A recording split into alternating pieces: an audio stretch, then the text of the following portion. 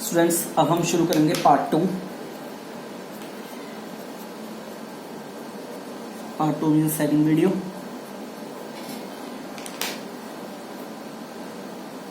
अब हमने करना है interior of an angle. Interior of an angle. Interior of an angle. तो इसे मैं एग्जांपल के हेल्प से ही उन लोगों को रिप्रेजेंट करूंगा। तो मान लो ये मेरे पास एक एंगल है, एंगल ए ओ बी, ठीक है। तो ये हमारा आ जाएगा इंटीरियर एंगल, ये आ जाएगा एक्सटीरियर एंगल। दोनों एक साथ ही कर रहा हूँ, ये आएगा इंटीरियर एंगल, ये आएगा एक्सटीरियर एंगल। इंटीरियर एंगल मैं यहाँ ग्रीन से रिप्रेजेंट कर रहा हूँ, एक्सटीरियर एंगल मैं रेड से रिप्रेजेंट कर रहा हूँ, ठीक है। इंटीरियर एंगल ये, एक्सटीरियर एंगल ये, लिखे दोनों ऐसे जाएंगे ए ओ बी, ठीक है। लिखे दोनों ऐसे ही जाएंगे A O B and A O B. Clear?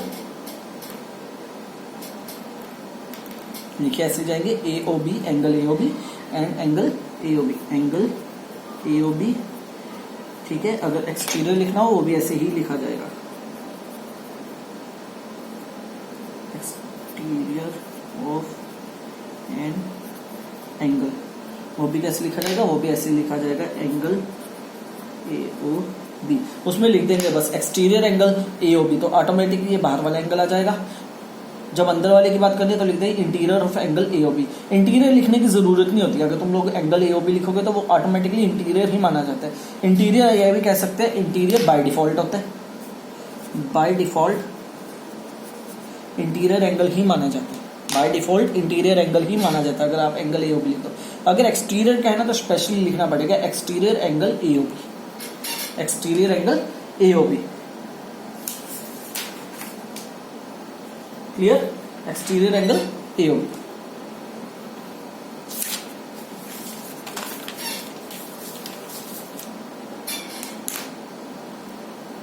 Next अब करेंगे हम बच्चों topic types of angle. Terms बहुत ज्यादा है बच्चों, कम नहीं होती इसमें जो यूज होती है। अब हम करेंगे टाइप्स ऑफ एंगल। सबसे पहले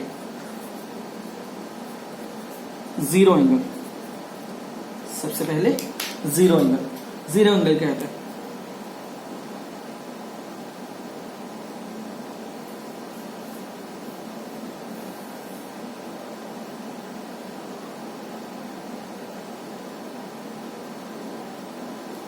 If the initial and final position of a ray is same without rotation। ये वर्ड जरूरी है लिखना इसमें, विदाउट रोटेशन, ठीक है। इसी के साथ एक और समझा रहा हूं, complete angle. If the initial and final position of a ray is same। यहां पे लिखेंगे विद रोटेशन। अब देखो इस दोनों को समझा रहा हूं कैसे। इसके एग्जांपल बनाते हैं। एक रे, ये इसका इनिशियल पॉइंट, ये आगे रे ओ ए, यहां पे एक लगाते हैं रे,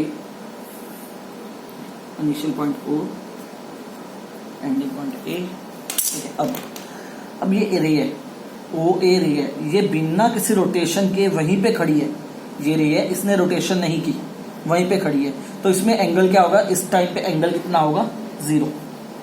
इस टाइम पे एंगल कितना होगा? एंगल कितना होगा? 0 डिग्री। और एक ये रे है एओ, इसने क्या किया, ऐसे रोटेशन की, यहां से घूम के गई, एंगल ऐसे ऐसे घूमती गई, रे ऐसे ऐसे घूमती गई, पहले यहां आ गई ए रे, फिर यहां से यहां पे आ गई घूम के ए रे, फिर यहां से यहां पे घूम ली ए रे, घुमा रहा हूं ये रिप्रेजेंट नहीं कर रहा, ऐसे घूम घूम के पॉइंट वापस पे आ गई, ये आ गई ए रे, ये रही ए रे, घूम के वापस इस पॉइंट पे आ गई, तो ये क्या बन जाएगी, पूरा एक रोटेशन कंप्लीट हो गया, तो यहाँ पे एंगल कितना होगा 360 डिग्री, तो ये क्या हो जाएगा कंप्लीट एंगल।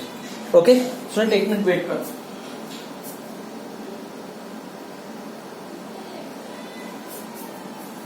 एक मिनट वेट करना स्टूडेंट।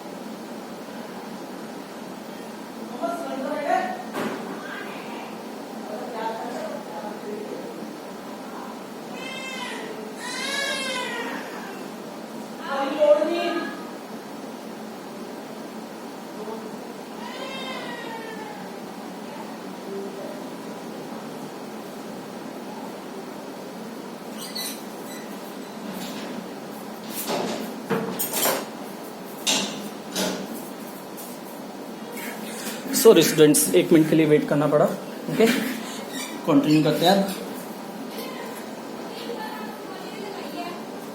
तो एंगल यहां से शुरू हो गया, यहीं पे खत्म हो गया, इसके कारण ये एंगल कितना बन गया 360 डिग्री। तो इसे ये कहते हैं एक कंप्लीट एंगल। एक कंप्लीट एंगल हमेशा बच्चों 360 डिग्री होता है। जब भी एक कंप्लीट एंगल कहेंगे इसका मतलब वो कितना हो गया 360 डिग्री। 360 डिग्री, तो यहां से एक चीज कह सकते हैं, एक रोटेशन, यहां से ये चीज निकलती है, क्या कहते हैं, one rotation of an angle, of a ray, sorry, one rotation of a ray is equals to 360 degree angle. 360 degree angle के बराबर होता है एक रोटेशन। ठीक है, नेक्स्ट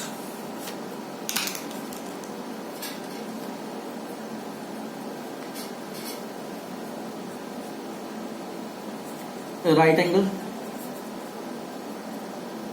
राइट एंगल बच्चों इसके बहुत सारे नाम होते हैं। राइट एंगल को परपेंडिकुलर भी कहते हैं,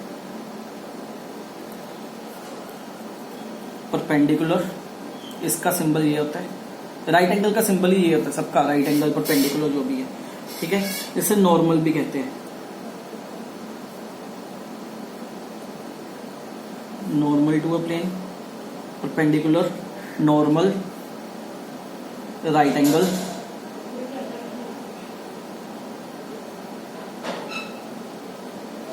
क्लियर?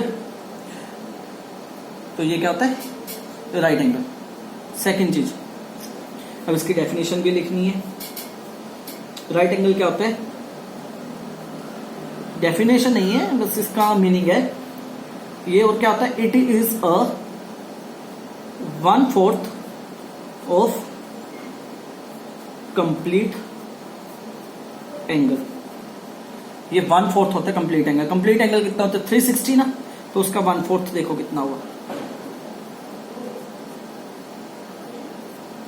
बच्चा डेफिनेशन नहीं है, बस समझाना है, तो यही चीज लिखी जा सकती है। अगर तुम लोगों ने लिखनी हो, कोई पूछ ले राइट एंगल क्या होता है, तो हम क्या लिखेंगे, it is the 1/4 of the complete angle, that is 1/4 of 360 is 90 degree. So right angle triangle, right angle is a 90 degree angle. तो इसके एक डायग्राम बना दो, यहां से यहां पे रो शो कर दो, रो ए। ठीक है, तो यहां से क्या लिख सकते हैं, इफ अ रे moves 1/4 of the complete angle, एक रे 1/4 ऑफ द कंप्लीट एंगल जब पूरा करती है तो उसे क्या कहते हैं 90 डिग्री एंगल। एक रे जब 1/4 ऑफ एंगल कंप्लीट करती है तो उसे क्या कहते हैं 90 डिग्री एंगल। ठीक है, तो 90 डिग्री एंगल कैसे रिप्रेजेंट करते हैं, ये एंगल, ये रिप्रेजेंटेशन है 90 डिग्री एंगल को रिप्रेजेंट करने की। इस तरह से रिप्रेजेंट करते हैं जब भी कहीं पे 90 degree angle. Fourth,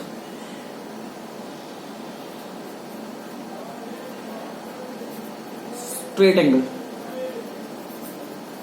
straight angle, it is always 180 degree. ये कितना होता है? 180 डिग्री। जब एक रे, मान लो ओ ए रे है, व्हेन अ रे, व्हेन अ रे complete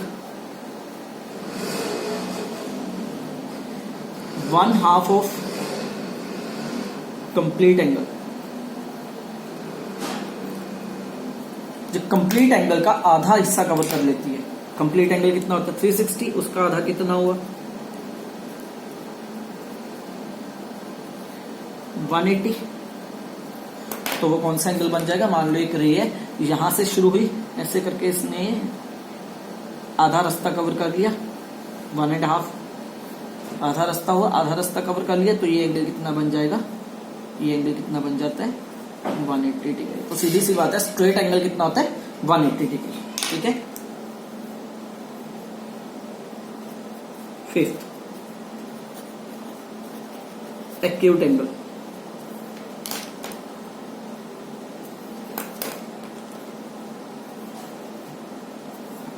तो इसे रिप्रेजेंट से सिर्फ लिखा जा सकता है an angle whose measurement is greater than 0 degree and less than 90 degree. एक एंगल थीटा ले लिया, एंगल कुछ भी ले सकते हैं, x y z theta. Theta भी एक तरह का सिंबल ही है, जैसे एक्स वाई जेड सिंबल होते हैं वैसे भी थीटा एक तरह का सिंबल है। ठीक है, इसे थीटा कहते हैं, याद रखना बच्चों, आगे बहुत बारी यूज होगा इसलिए इसे याद रखना जरूरी है। थीटा, इसे थीटा बोलते हैं, याद रखना है। ठीक है, इसे क्या कहते हैं? Theta.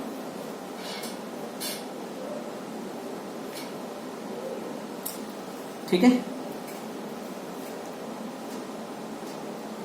If an angle is greater than 0 degree, 0 से बड़ा होना चाहिए, क्योंकि अगर 0 के बराबर हो गया तो बच्चों वो क्या बन जाएगा? वो तो 0 एंगल बन जाएगा। और वही एंगल क्या होना चाहिए? 90 से कम, क्योंकि अगर 90 के बराबर हो गया तो राइट एंगल बन जाएगा। इसलिए 0 और 90 के बीच में, 0 और 90 के बीच में जहां भी एंगल होगा तो वो क्या होगा? Acute angle. तो इसकी डायग्राम ऐसे बन सकती है। ये एक तरह से मैं ये 90 डिग्री पहले बना लेता हूं, जान के 90 डिग्री बनाया। तो इसके बीच में ना तो इसे यहां पे टच कर रहा हूं क्योंकि 0 नहीं होना चाहिए, ना 90 पे टच कर रहा हूं। तो इसका मतलब 0 यहां पे आ गया 0 डिग्री, यहां पे आ गया 90 डिग्री। 0 डिग्री और 90 डिग्री के बीच में जहां मर्जी एंगल हो, जहां मर्जी एंगल हो, 0 और 90 के बीच में कौन सा होगा? Acute angle. Clear?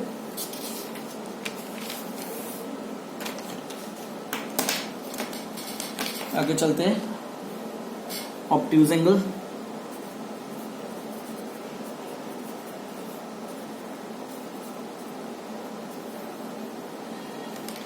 Obtuse angle भी ऐसा होगा, एन एंगल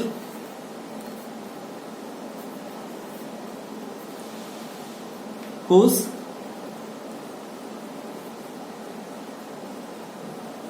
measurement is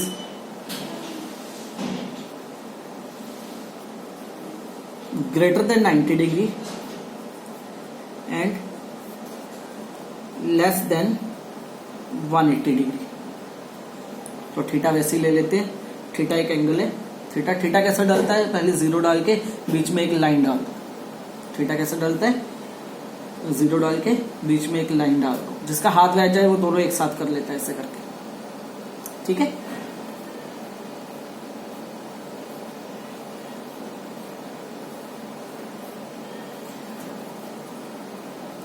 जिसमें थीटा क्या होगा? ग्रेटर देन क्या होगा? 90 डिग्री, और थीटा क्या होगा? Less than 180 degree. तो दोनों को कैसे लिख सकते हैं एक साथ? लिखना कैसे होता है? देखो, थीटा यहां पे लग के, ठीक है, यहां पे लिख दो 180 डिग्री और यहां पे लिख दो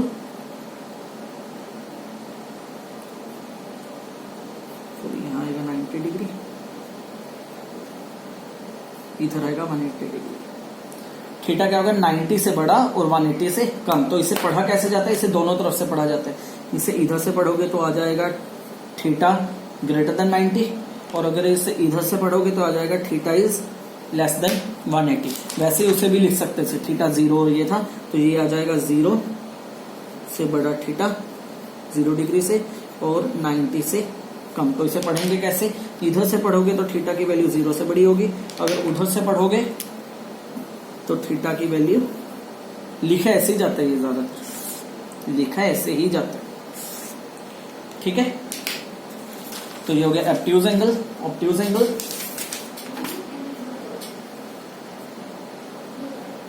अब करेंगे reflex angle.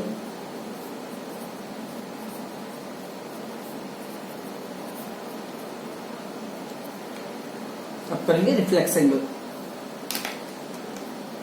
An angle whose measurement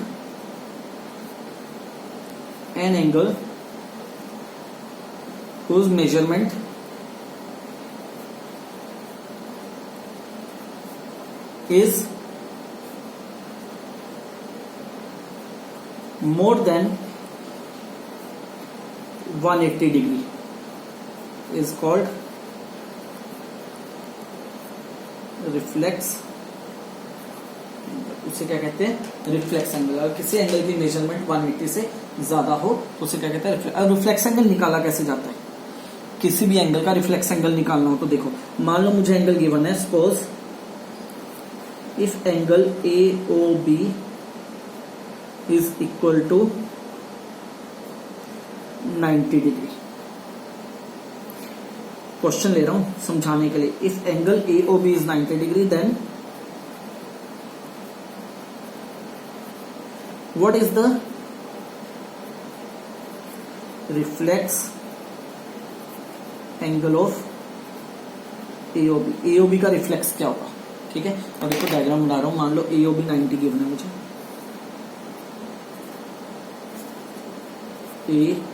AOB 90 degree given है मुझे। इसका रिफ्लेक्स क्या होगा, इसका रिफ्लेक्स होगा ये बाकी बचा हुआ पीछे वाला एंगल जो रेड पेन से मार्क किया मैंने। ग्रीन वाला 90 डिग्री हो गया जो मुझे गिवन है। रिफ्लेक्स एंगल क्या होगा, जो बचा हुआ एंगल है। ये भी कह सकते हैं इंटीरियर एंगल 90 है तो एक्सटीरियर एंगल क्या हो गया, रिफ्लेक्स एंगल हो गया, ठीक है। पर दोनों का मतलब अलग अलग होता है बच्चों, ठीक है। रिफ्लेक्स एंगल निकालने का तरीका अलग होता है, बस यही है। तो अब रिफ्लेक्स एंगल कैसे निकलेगा, रिफ्लेक्स एंगल होता है जिस एंगल का रिफ्लेक्स निकालना है, ध्यान से सुन लो, जिस एंगल का रिफ्लेक्स निकालना है उस एंगल को 360 में से माइनस कर दो, 360 में से उस एंगल को माइनस कर दो। किसका रिफ्लेक्स निकालता है, रिफ्लेक्स ऑफ एंगल AOB निकालना था, सो 360 माइनस AOB। याद है मैंने बताया था बाय डिफॉल्ट एंगल क्या होता है, इंटीरियर होता है। तो 180 माइनस कर दिया तो 360 में से एंगल AOB माइनस किया, 90 माइनस करके कितना बचा 270। तो देखो 180 से ज्यादा हो गया, therefore it's a reflex of. तो कैसे लिखेंगे अब इसे, reflex of angle AOB is equals to 270। बच्चों क्वेश्चन यही आता है रिफ्लेक्स निकालने का। एक नंबर का क्वेश्चन आता है find the reflex of given angle. कोई एक एंगल गिवन है जैसे 20, 30, 40, 50, 60, 70, कुछ भी एक एंगल गिवन है और कह देते हैं इसका रिफ्लेक्स फाइंड आउट करो। तो रिफ्लेक्स कैसे निकलता है, 360 में से उसी एंगल को माइनस कर दो तो उसका रिफ्लेक्स आ जाएगा। तो ये होता है रिफ्लेक्स एंगल, ठीक है।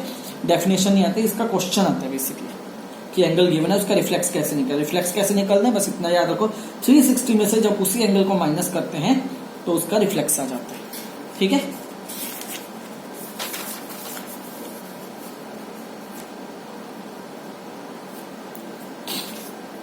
कितने हो गए, 7, 8।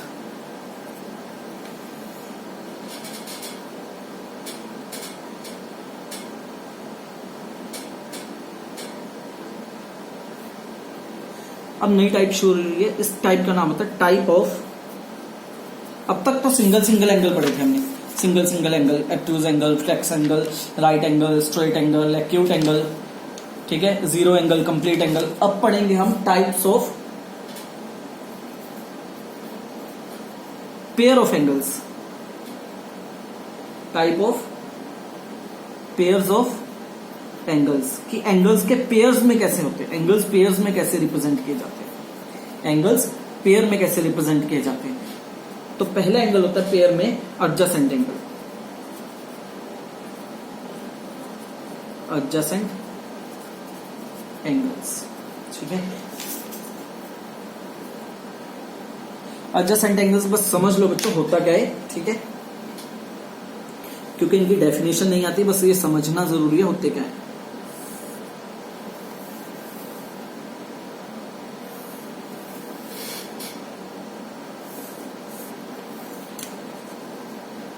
एडजेसेंट, एडजेसेंट क्या क्या होता है, साथ वाले, पड़ोसी, ठीक है। तो मैं नाम देता हूं इसे, ये मैंने एंगल 1 ले लिया, याद है मैंने कहा था न्यूमेरिक भी दे सकते हैं, ये एंगल 2 है और ये एंगल 3 है।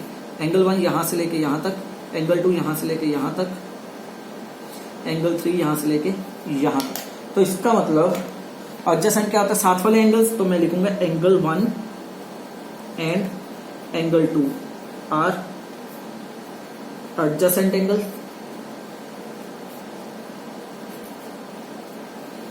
angle 2 and angle 3 are adjacent angles, but angle 3 and angle 1 are not adjacent angles, क्योंकि वो साथ वाले नहीं है, उनके बीच में angle 2 आ गया। adjacent angles, वो adjacent angles नहीं है। तो इसका मीनिंग ही याद रखना होता है, adjacent क्या होता है, साथ वाले angles. Clear. Next second,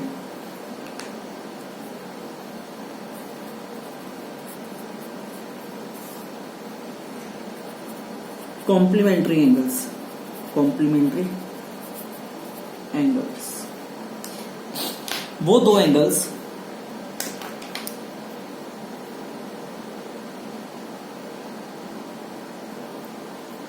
to angles whose sum is 180 degree. तो उसे क्या कहते हैं, कॉम्प्लीमेंट्री एंगल्स। अब देखो एग्जांपल दे रहा हूं, दो एग्जांपल्स दे रहा हूं। एक एंगल ये है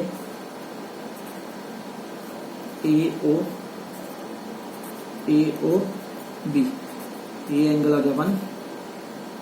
एक एंगल यहां ले लेते हैं CDE, ये एंगल आ गया 2। जरूरी नहीं है वर्टेक्स हमेशा O होगा, कुछ भी हो सकता है। अब एंगल 1 और 2, ये एंगल मान लेता हूं, ये वाला एंगल मान लेता हूं, ये एंगल है 70 डिग्री, ये एंगल 110 डिग्री, ठीक है, लगने का, पर मान लो ये 180 है, 110 है। 70 प्लस 110 कितना हुआ, 180 हुआ दोनों को मिला के। इसका मतलब एंगल 1 प्लस एंगल 2 दोनों को अगर मैं ऐड करूं तो 70 प्लस 110 कितना हो गया, 180, ठीक है। एक